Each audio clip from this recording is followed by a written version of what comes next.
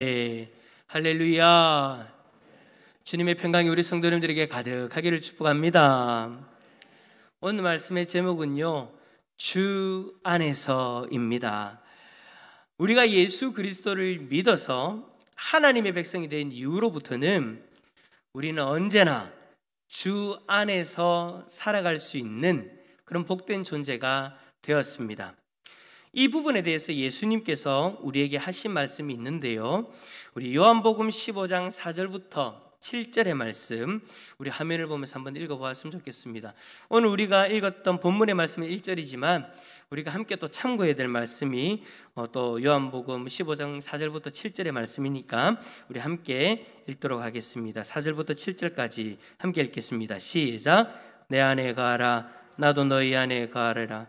가지가 포도나무에 붙어 있지 아니하면 스스로 7절만 왜 있죠? 없어요? 예, 요한복음 15장 찾아봅시다. 성경책 다 있으시죠? 예, 요한복음 15장 4절부터 7절까지.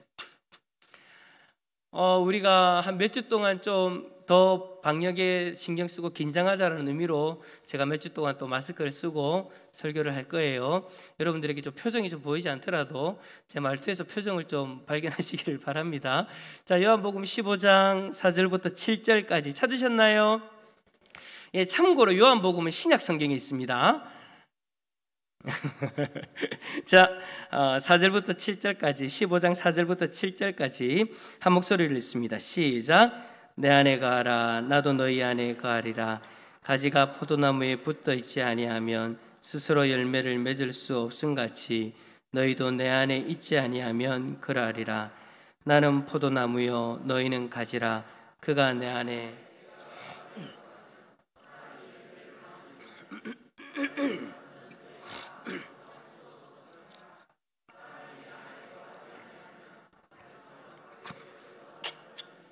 사람들이 그것을 모아다가 불에 던져 사르느니라. 너희가 내 안에 거하고 내 말이 너희 안에 거하면 무엇이든지 원하는 대로 구하라. 그리하면 이루리라. 아멘. 그래요, 여러분, 우리는요 주님 안에서 살아가는 존재입니다. 주님 안에 거하지 않으면 그리스도인이라는 우리의 존재 자체가 무의미해지는 거예요. 밖에 던져져서 불에 태워지는 가시와 같은 그런 존재다라는 거죠. 우리가 주님 안에 있으면 열매를 맺고 참 행복한 시간을 살아갈 수 있는 그런 존재인데 주님 안에 거하지 않으면 안 된다라는 거죠. 그런데 여러분, 주님 안에 거하면은요 우리는 하나님의 백성으로서 날마다 하나님의 백성이 누릴 수 있는 특권들을 누리며 살아가게 됩니다. 자, 그렇다면 여러분, 우리가 주님 안에서 할 수 있는, 누릴 수 있는 구체적인 모습은 어떤 것들이 있을까요? 오늘 우리가 읽은 본문, 처음에 읽었던 빌립보서 4장에는요 바울이 세 가지의 모습을 이야기해 주고 있습니다. 이 세 가지의 모습이 저와 여러분의 모습이 되어지고 이 세 가지의 모습을 우리 모두가 누릴 수 있기를 축복합니다. 첫 번째는 우리가 읽은 1절의 말씀대로 주 안에 서라입니다. 뭐라고요? 주 안에 서라.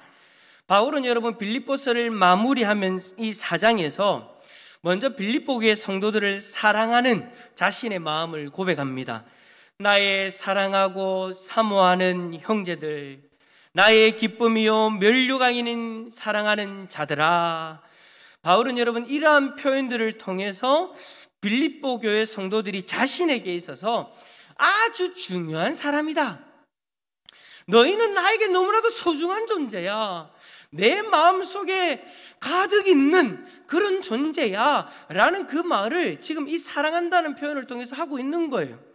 여러분, 자신에게 소중한 존재일수록 우리는 상대방에게 진실해지고 또 어떠한 일이 있을 때 진심 어린 조언을 하지 않습니까? 여러분이 자녀들에게 정말 자녀들을 사랑하고 위하는 마음으로 조언하는 그런 여러 가지 말들이 있죠. 물론 우리의 자녀들은 그것을 잔소리로 듣지만 우리는 정말 걱정하고 사랑하는 마음으로 자녀들에게 살아가면서 필요한 어떤 그런 조언들을 정말 마음을 담아서 진심으로 그들에게 이야기를 합니다. 하지만 그럼에도 불구하고 자녀들이 우리가 이야기하는 것을 잔소리로 듣는에도 불구하고 우리는 잔소리로 듣고 싫어해도 계속해서 그들에게 조언을 하죠. 왜요? 사랑하니까.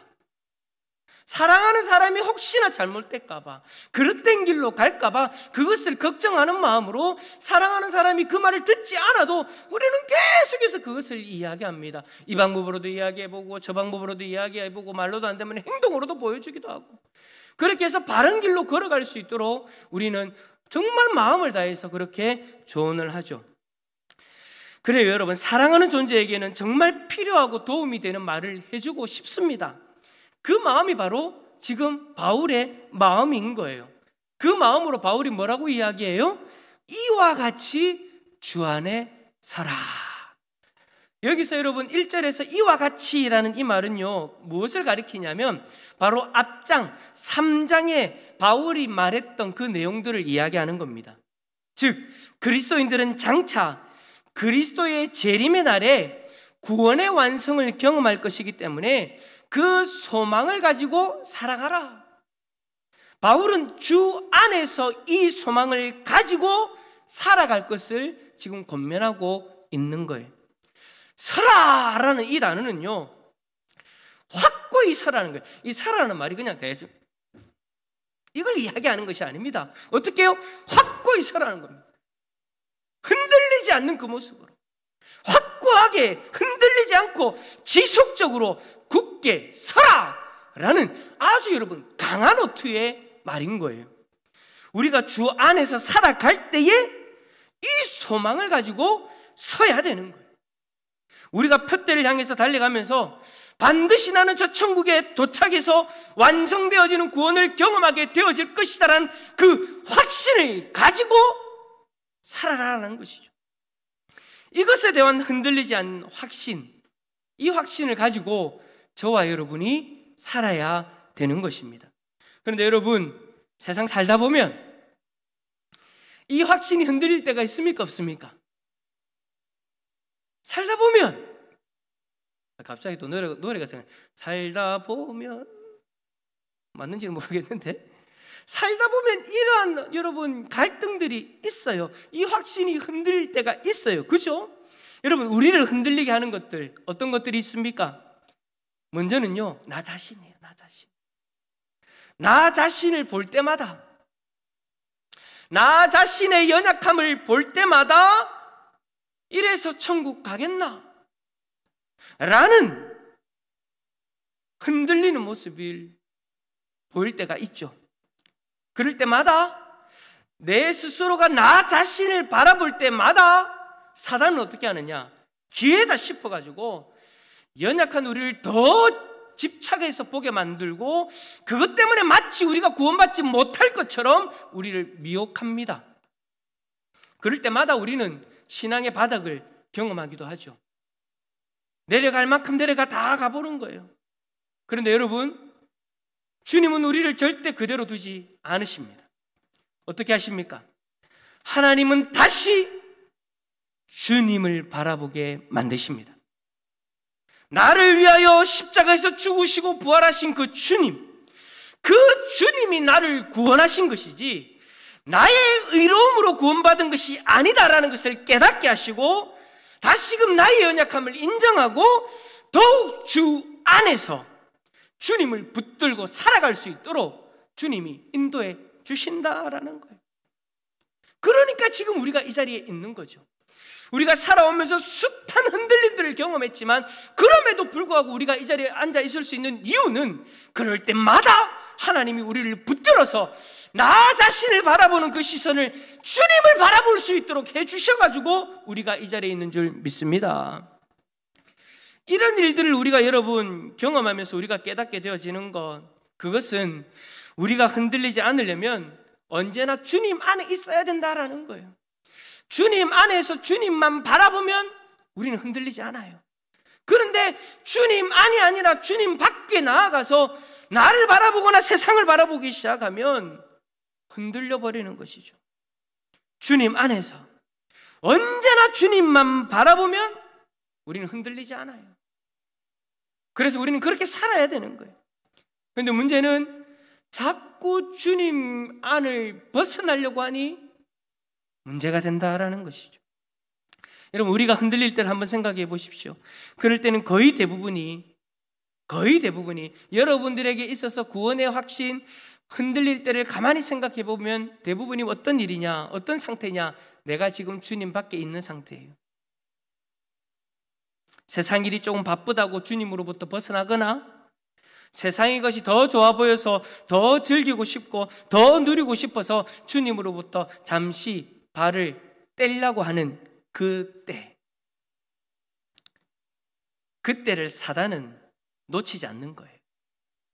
우는 사자처럼 우리에게 덤벼드는 거예요. 요리 흔들고 저리 흔드는 거예요. 우리에게 있는 그 확고한 확신을 흔들어 버리려고 하는 거예요. 여러분, 우리가 흔들리지 않고 표대를 향해서 달려가려면 주 안에서 살아야 됩니다. 잠시라도 주님으로부터 벗어나서 틈을 보이면 사단이 기다렸다는 듯이 덤벼들 거예요. 그러니 잠시라도 주님으로부터 벗어나지 말고 언제나 주 안에 설 수 있기를 축복합니다. 축복합니다. 이럴 때일수록, 요즘같이 힘들 때일수록 더 주 안에서 주님만 바라봐야 되는 거예요. 자, 우리 옆에 있는 분을 향해서 이렇게 고백합시다. 주 안에서 사세요. 시작. 예. 자, 두 번째, 주 안에서 같은 마음을 품어야 됩니다. 우리 2절 말씀 읽어볼까요? 2절입니다. 시작. 내가 유오디아를 권하고 순두개를 권하노니 주 안에서 같은 마음을 품어라. 아멘. 자, 우리가 주 안에서 해야 될 두 번째는 같은 마음을 품는 거예요. 여러분, 여기서 같은 마음을 품는다라는 이 헬라어 단어는요, 함께 의견이 일치하다, 조화하다, 조화롭게 되다라는 그런 뜻으로 해석되어집니다. 그러니까 여러분, 오늘 문맥상에서 해석해 볼 때 바울이 지금 유오디아와 순두개에게 같은 마음을 품어라라고 그렇게 권유하는 이유는요, 다른 것이 아니라 이 두 사람이요, 싸웠어요. 다퉜단 말이에요. 많은 학자들은 여러 정황상 이 두 사람을 빌립보 교회의 지도자격에 위치해 있는 여인들로 봅니다. 그러다 보니 이 두 사람이 영향력이 컸겠죠. 그런데 어떤 이유에서인지는 모르겠지만 이 영향력이 큰 이 두 사람이 다투게 되어진 거예요. 그런데 문제는 다퉜는데 그 불화를 해결하지 못한 상태로 지금 있는 거죠. 근데 여러분, 이러한 다툼 빌립보 교회만의 일입니까? 아니에요. 지금 이 땅의 교회 안에서도 이러한 일들은 비일비재합니다. 서로 싸우고 화해하지 않고 불편한 마음을 그대로 두고 살아가는 거예요. 지난 금요일에 말씀드린 것처럼 교회는 죄인들이 예수님의 부르심으로 모인 공동체라고 했습니다. 저도 그렇고 여러분도 죄인 되었을 때에 예수님이 우리를 부르셔서 이 자리에 있는 거예요. 그런 우리가 주님을 만났고 지금 조금씩 변화되어지는 그런 삶을 살아가고 있는 거죠. 하지만 그 변화되어짐의 정도가 서로 다르기 때문에, 그리고 그 변화되어짐의 영역도 서로가 조금씩 다르기 때문에 다투는 일들이 일어나는 거예요. 죄인들이 모여서 조금씩 변화되어지는 것이 어쩌보면 그게 당연한 거예요. 다툼이 없는 게 여러분 이상한 거예요. 다툼이 일어날 수밖에 없어요. 그런데 문제는 다투더라도 그 불편함을 해결하고 가야 되는데 그것을 풀지 않고 서로에 대한 원망과 미움을 키우니까 문제가 된다라는 것이죠. 그 모습이 지금 오늘 본문에서 이야기하는 바울이 지적하는 문제인 거예요. 그 모습은 주님 안에 거하는 자의 온전한 모습이 아닙니다. 우리 서로가 죄인이고 서로 다르기 때문에 서로 싸우고 힘든 시기를 보낼 수는 있어요. 세상에서는 그런 관계를 보면 뭐라고 이야기합니까? 그런 관계가 일어났을 때, 그런 다툼이 일어났을 때 뭐 안 보면 되지 하고 돌아서면 되죠. 세상에서는 안 보면 그만이에요. 그러나 여러분, 교회는 아니죠. 봐야 돼요. 예배를 드리러 와야 되겠고, 예배를 드리러 왔는데 보이잖아요. 부딪히잖아요. 근데 여러분, 아닌 척 어떻게 합니까? 기도하면 되지, 말 안 하면 되지. 그게 여러분, 우리는 문제 있다라고 드러내고 있는 거예요.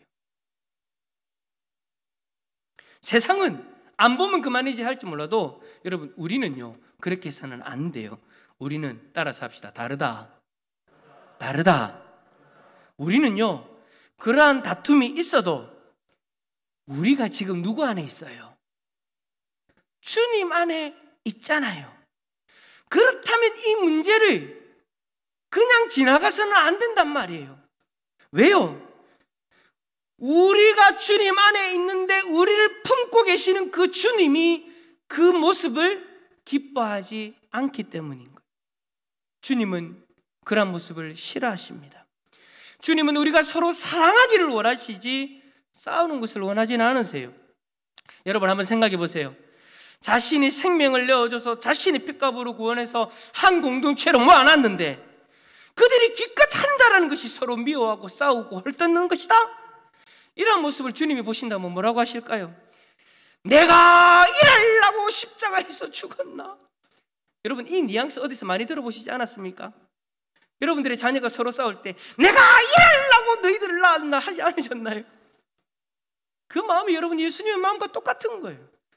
예수님은 자신의 핏값으로 우리를 사셨고 우리를 그 핏값으로 한 공동체로 모아놓으셨는데 서로 사랑하고 섬겨라고 모아놓으셨는데 우리는 그러지 못하고 있는 거예요. 오케이, 싸울 수는 있어요. 그렇다면 그 그리스도의 십자가의 보혈을 생각하면서 그 그리스도의 십자가의 사랑을 생각하면서 서로 사랑하고 섬겨야 되는데 자신을 양보하고 자존심도 내려놓고 서로의 어떤 그런 모습들을 다 허물들을 내려놓고 포용하고 사랑해야 되는데 서로 사랑하지는 않고 싸우고 미워하고 헐뜯고 있으니 주님이 충분히 이런 말씀 하실만 하죠. 이거는 여러분 주 안에서는 말이 안 되는 겁니다. 그리해서는 안 된단 말입니다. 그렇다면 불화로 관계의 힘듦을 가진 이들이 어떻게 하면 주님 안에서 같은 마음을 품을 수 있을까요? 주님 안에서 어떻게 하면 이 문제를 해결할 수 있을까요? 바울은 여러분 3절에서 한 가지의 방법을 제시하고 있는데 그 방법이 뭐냐? 따라서 합시다. 서로 도와야 된다. 서로 돕는 것을 바울이 이야기를 합니다. 교회 공동체가 이러한 분쟁을 지나치지 말고 서로 도우래요. 교회 안에 대부분의 분쟁은 여러분 대부분이 그렇습니다. 서로 오해해서 시작되어집니다. 상대방의 마음은 그렇지 않은데 상대방의 마음이 그렇다라고 생각하기 때문에 일어나는 일들이 너무나도 많아요. 그래서 나중에 시간이 지나고 나서 대화를 해보고 이야기를 해보면 아하, 오해였다라는 것을 알게 되는 경우가 허다합니다. 그래서 여러분 공동체는 어떻게 해야 되느냐? 이 부분에 대해서 오해를 풀 수 있도록 도와줘야 돼요. 서로 감정이 격해져 있는 당사자들끼리 오해를 풀어라. 여러분 그거 잘 안 됩니다. 이미 감정이 상해져 있고 마음이 닫혀져 있기 때문에 오해를 풀려고 대화를 시작하다 보면 어떻게 되어져요? 더 꼬여져요. 더 오해하게 되어지고 나는 그런 뜻으로 이야기하는데 더 이상하게 받아들이고 더 이상하게 받아들이고 더 이상한 관계가 되어져 버리죠. 그러니 여러분 어떻게 하라고요? 바울은 3절에서 도와라고 이야기합니다. 공동체에서 도와줘라. 동역자들이 도와줘라. 이 오해를 풀 수 있도록 도와줘라. 근데 여러분 도울 때 우리가 일반적으로 아는 상식이 뭡니까? 돕다 보면 어떤 일들이 일어납니까? 잘못하면 편들어져요. 이야기하다 보면 아이고 나는 뭐 하다 보면 나도 모르게 상대방을 욕하고 있는 거예요. 여러분 편들어주는 그런 모습은 조심해야 되죠. 아주 지혜롭게 해야 됩니다. 지혜롭게 그 오해의 문제를 풀기 위해서 교회 공동체가 힘을 써야 되는 거예요. 지혜롭게 해야 되는 거죠. 근데 여러분 이게 말처럼 쉬워요? 어려워요? 말처럼 쉬워요? 어려워요? 어려워요.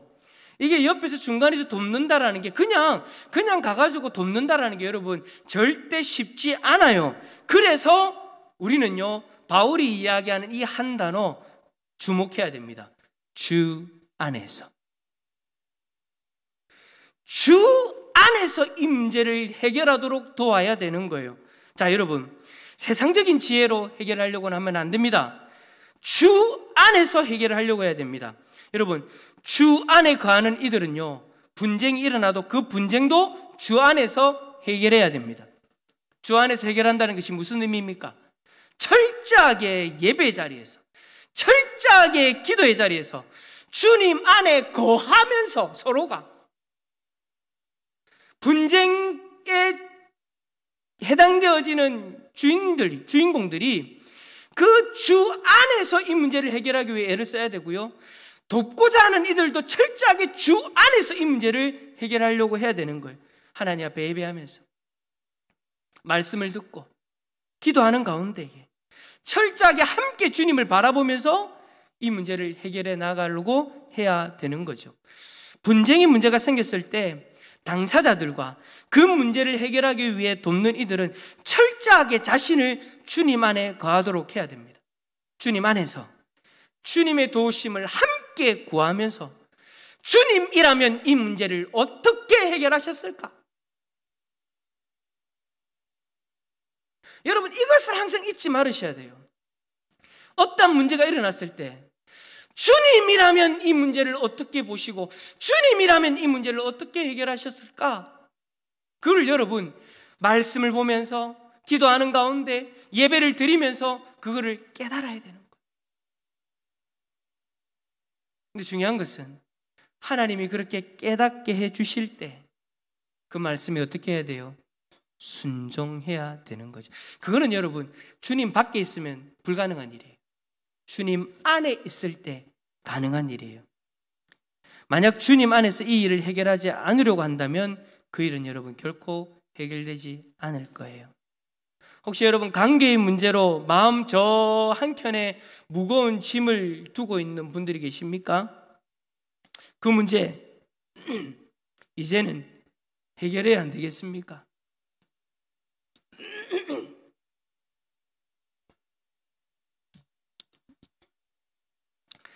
목이 메어서 그런 게 아니고 가래가 끓어서 그런 겁니다. 오해하지 마십시오. 여러분, 언제까지 그 마음 한켠에 그 무거운 짐 그대로 두시겠습니까? 그 마음 한켠에 무거운 짐 때문에 교회 올 때마다 항상 불편하시잖아요. 그러면 여러분, 이제는 그거 해결하면 어떻겠습니까? 주 안에서. 주 안에서 이제 같은 마음을 한번 품어봅시다. 주 안에서 해결하지 못할 일은 없습니다. 주 안에서 주님이 무엇을 원하시는지 살펴보고 그 말씀에 순종해서 그 문제가 해결되어질 수 있기를 축복합니다. 축복합니다. 우리 옆에 계신 분에게 고백합시다. 주 안에서 화해합시다. 시작. 주 안에서 하면 됩니다. 불가능하지 않습니다. 주 안에서 하면 됩니다. 내가 주 안에서 안 하려고 하는 문제지 주 안에서 하려고 하면 됩니다. 오늘 말씀에 순종할 수 있는 성도님들 다 되시길 축복합니다. 마지막 세 번째로 여러분 따라서 합시다. 주 안에서 항상 기뻐하라. 4절 말씀 한번 읽어주실래요? 4절입니다. 시작. 아멘. 자, 여러분, 바울이 이야기하는 이 기뻐하라라는 이 권면은요, 여러분들이 잘 아시는 것처럼 빌립보서의 핵심 단어입니다. 바울은 빌립보서를 우리가 시작할 때부터 이 기쁨에 대해서 드러내었고 강조했습니다. 바울의 상황, 여러분 잘 아시는 것처럼 기뻐할 수 없는 상황이에요. 감옥에 갇혀 있는데 여러분 무슨 기쁨을 이야기할 수 있겠습니까? 그런데도 불구하고 놀랍게도 이 기쁨을 누려라, 나도 누리고 있으니 너희도 누려라 라고 그렇게 고백했죠. 이제 여러분 빌립보 교회 성도들과 오늘날 빌립보서를 보는 우리에게도 이 기쁨을 누릴 것을 바울은 지금 권면하고 있습니다. 그런데 참 이상한 것은요, 기쁨이라는 것이 내가 누릴 수 있다고 누릴 수 있는 겁니까? 내가 누리고 싶다고 누릴 수 있느냐고요. 나는 기뻐할 수 없는 상황이에요. 나는 기뻐할 수 없는 상황인데 내가 기뻐하라고 한다고 기뻐할 수 있습니까? 아니요. 우리가 기뻐하려면은요, 기뻐할 만한 이유가 있어야 되는 거예요. 기쁨은 능동적인 게 아니에요. 기쁨은 수동적인 거예요. 기뻐할 일이 전혀 없는 사람한테 가가지고 기뻐하세요? 아니, 나는 지금 죽을 것 같은데. 기뻐하세요? 아니, 기뻐할 이유도 없는데. 여러분, 기뻐할 이유가 없는데 어떻게 기뻐합니까? 이건 말이 안 되는 거예요. 그래도 바울이 뭐라고 얘기해요? 기뻐하라.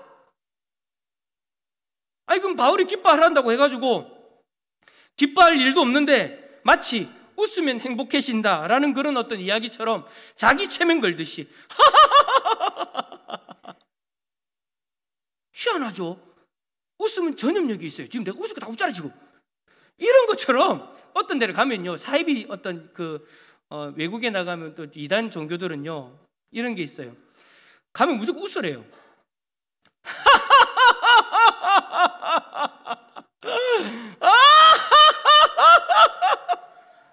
희한하죠? 웃으면 다 웃어요. 그러면서 그들이 하는 얘기가 뭔지 압니까? 거룩한 웃음이래요. 무슨 거룩한 웃음? 하나님이 주신 거룩한 웃음이라고. 그런 말도 안 되는, 아무 의도도 없는데 웃으니까 웃잖아요.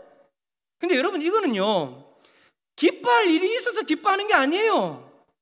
그냥 순간적인 어떤 심리적인 어떤 우리 안에서 일어나는 그런 현상들이에요. 그냥 웃으란다고 해서 여러분 기쁨이 찾아오지는 않죠. 웃는다고 해서 기뻐할 수 없는 일이 기쁨 일로 바뀌어지는 것은 아니에요. 그런 기쁨은요 진정한 기쁨이 아니죠.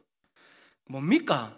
순간적으로 괴롭게 하는 현실을 잊고 웃는 것일 뿐이지, 막상 그대로 자신의 현실로 돌아가면 다시 좌절하고 다시 슬퍼하게 되잖아요. 여러분, 그게 무슨 기쁨입니까? 잠시 현실을 도피한 것뿐이죠. 여러분, 제가 오늘 한 30분 동안 한번 웃어봅시다 하고 막 웃으면요 다 웃을 거예요. 다 웃을 거예요. 아무 이유도 없이 웃을 거예요. 그런데 여러분, 잠시 잠깐의 스트레스는 풀릴지 몰라도 집에 돌아가면 아이고 죽겠대 하는 일들은 여전히 있을 건데, 그 일들 앞에서도 여전히 하하하 웃을 수 있을까요? 아니요. 현실 도피일 뿐이지 참된 기쁨은 아니라는 거예요. 여러분, 바울은요 그 기쁨을 이야기하는 게 아니에요. 항상 기뻐하라, 그냥 무조건 웃어라, 그런 게 아니에요. 여러분, 바울은 실체가 뚜렷한 기쁨을 이야기하고 있는 거예요. 기뻐할 이유가 명확하게 있다라고 우리에게 이야기하고 있는 거예요. 웃어서 기뻐하는 것이 아니라 기뻐할 이유가 분명히 있으니 항상 기뻐하라라고 지금 바울은 우리에게 이야기하고 있는 거예요. 바울은 먼저 그 기쁨이 주 안에서 살아가는 우리가 누릴 수 있다라고 이야기합니다. 주 안에서 항상 기뻐하라. 내가 다시 말하노니 기뻐하라. 이 말은 주님 안에서 우리가 그 기뻐할 이유를 찾을 수 있다라는 것이죠. 여러분, 한번 생각해 보세요. 우리가 왜 근심하고 걱정합니까? 여러분을 기뻐하지 못하도록 하는 일들이 있기 때문이잖아요. 그런데 우리가 주님 안에 있으면 그 일을 바라보는 우리의 마음이요 세상 사람들과 달라진다라는 거예요.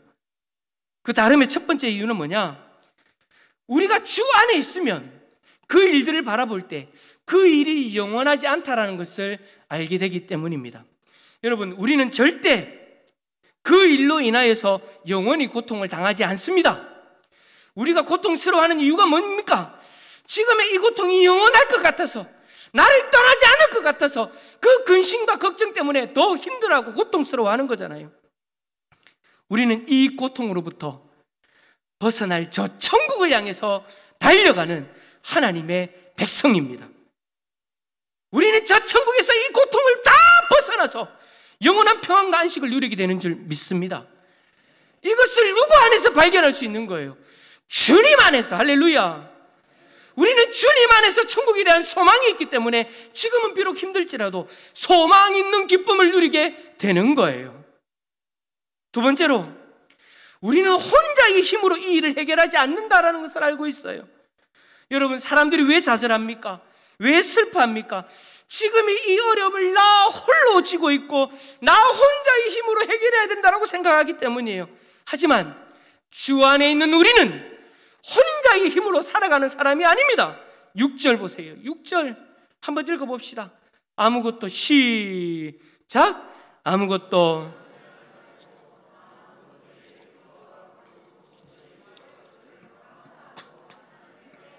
아멘.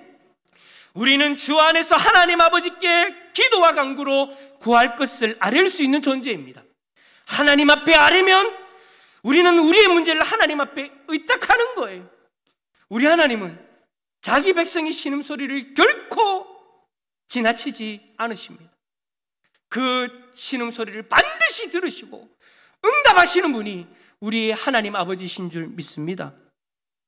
그러니 왜 우리가 염려합니까? 오히려 우리의 기도를 들으시고 응답하실 하나님으로 말미암아 기뻐해야 되죠. 세상 사람들은 자신들 앞에 있는 그 고난을 바라보고 슬퍼할지 몰라도 우리는 그 고난을 해결하실 하나님을 바라보고 기뻐할 수 있는 줄 믿습니다. 사랑하는 성도 여러분, 우리는 주 안에서 기뻐할 수 있는 존재입니다. 우리가 주 안에 있으면 이 일은 가능한 거예요. 하지만 우리가 주님을 벗어나려고 하면 구원의 확신이 흔들리고 다툼에 휩싸이게 되어지고 참된 기쁨을 누리지 못하게 되는 거예요.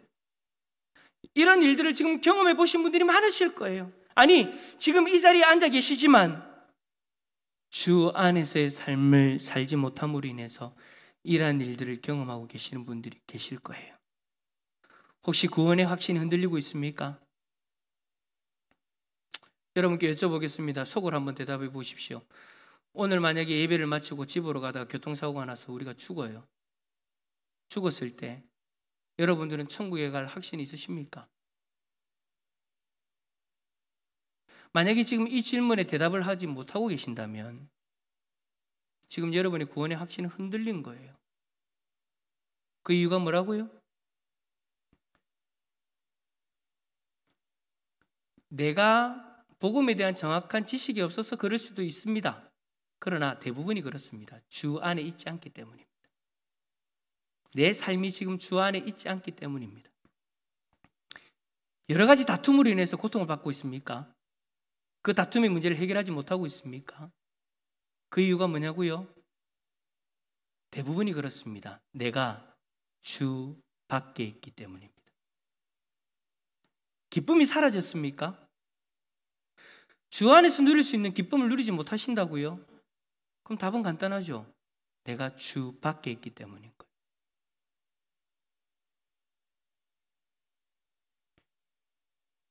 우리의 삶이 주님 밖에 있으면 그런 일들을 경험할 수밖에 없는 거예요. 요한복음 15장에서 예수님은 우리에게 주 안에 거하는 삶은 주님의 계명에 순종하는 삶이다라고 그렇게 말씀하십니다. 바울은 오늘 말씀을 통해서 주 안에서 우리가 해야 될 것들을 이야기했지만 결국 이 말씀들은 우리가 말씀에 순종함으로 주 안에서 누릴 수 있는 것들인 거예요. 그러므로 우리가 말씀에 순종함으로 주 안에서의 삶을 살면 앞에서 이야기했던 이 모든 것들을 누릴 수 있는 거예요. 아니, 지금 누릴 수 있는 거예요. 저는 주 안에서의 삶이 우리 성도님들의 삶이 되기를 간절히 소망합니다.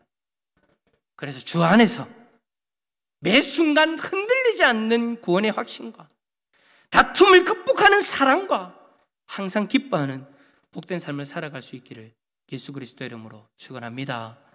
축원합니다. 옆에 있는 분에게 주 안에서 삽시다.